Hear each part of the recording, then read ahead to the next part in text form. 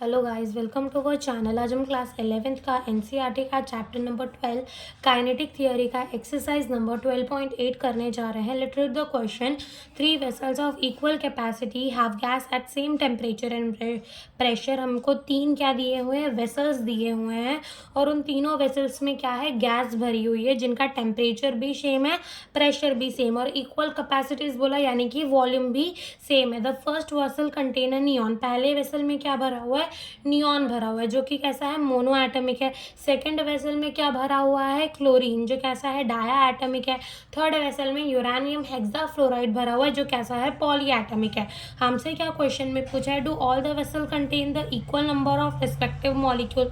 हमसे पूछा है कि तीनों ही वेसल में नंबर ऑफ मॉलिक्यूल सेम होंगे, तो इसका आंसर है यस, सेम होंगे। बिकॉज एवोगेड्रो हाइपोथेसिस के हिसाब से अगर कोई है गैस और उनका टेम्परेचर सेम है, प्रेशर सेम है, उनका वॉल्यूम भी सेम है, तो वो equal volume of molecule contain कर रहे होंगे।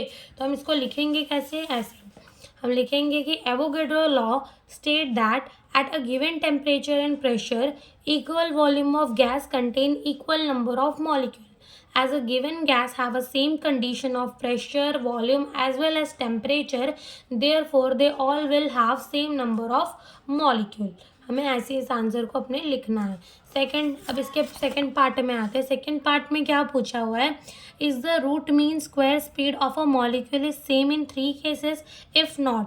क्वेश्चन में हमसे क्या पूछा है कि क्या रूट मीन स्क्वायर स्पीड है जो मॉलिक्यूल की सेम होगी तीनों ही केसेस में। अगर नहीं तो आंसर इन्होंने दे दिया है पहले का कि नहीं सेम होगी तीनों में।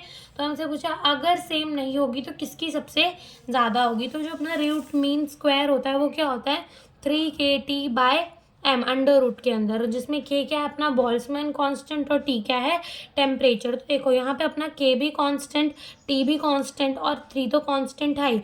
तो जो अपना VRM है, VRMS, वो किस पे डिपेंड करेगा, 1/√m में। यानी कि जिसका मास बड़ा होगा, जिसका मॉलिक्यूलर मास बड़ा होगा उसका VRMS छोटा होगा, और जिसका ये बड़ा होगा उसका VRMS छोटा होगा, और जिसका ये छोटा होगा उसका VRMS बड़ा होगा। तो हमें 3 गैसेस दे रखी है। हमें कौन सी 3, नियॉन दे रखी है, और हमें कौन सी दे रखी है, क्लोरीन दे रखी है, एंड हमें दे रखी है यूरेनियम हेक्साफ्लोराइड। ओके, ये 3 गैसेस हमें दे रखी है।